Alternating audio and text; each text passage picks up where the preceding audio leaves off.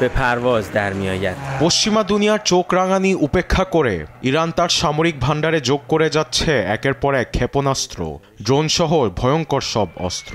এবার নতুন করে যোগ হলো এক অত্যাধুনিক ড্রোন। রানওয়েতে দেখা মিলল সেই ড্রোনের দৃশ্য, যা নামকরণ করা হয়েছে গাজা। ইরানের অন্যান্য ড্রোনের তুলনায় গাজা ড্রোনটি আকারে সবচেয়ে বড়। রোববার এক সামরিক মহড়া পরিদর্শনে যেয়ে ড্রোনটি পর্যবেক্ষণ করেন ইসলামিক বিপ্লবী গার্ডের commander in chief major general Hossein Salami. তার সঙ্গে থাকা আইআরজিসির আমির আলী জানান, বিধ্বংসী ভারী ড্রোন রণক্ষেত্রের মোড় ঘুরিয়ে দিতে সক্ষম। আকাশপথে টানা ৩৫ ঘন্টা উড়ার পাশাপাশি পাড়ি দিতে পারে ৩৫০ কিলোমিটারের পথ। তেহরানের দাবি, ৪,০০০ কিলোমিটার দূর থেকে গাজায় ইসরায়েলের আগ্রাসন পর্যবেক্ষণ করা সম্ভব। কমান্ডার আমির আলী আরও জানান, ড্রোনটি একাধিক শক্তিশালী বোমা বহন করতে পারে। মহড়ায় ড্রোনটি সুনির্দিষ্টভাবে লক্ষ্যবস্তু ধ্বংস করতে পেরেছে, তবে এটি ১২টিরও বেশি বোমা বহন করতে সক্ষম।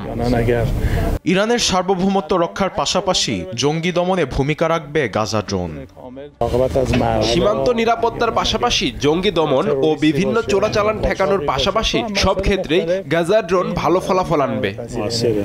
গাজায় ইসরায়েলি আগ্রাসনে প্রাণ হারানো হাজার হাজার ফিলিস্তিনির স্মরণে ড্রোনটির নাম রাখা হয় Gaza.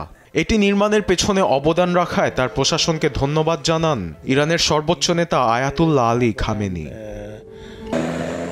আরবেদ Afsar, news desk, Desh TV.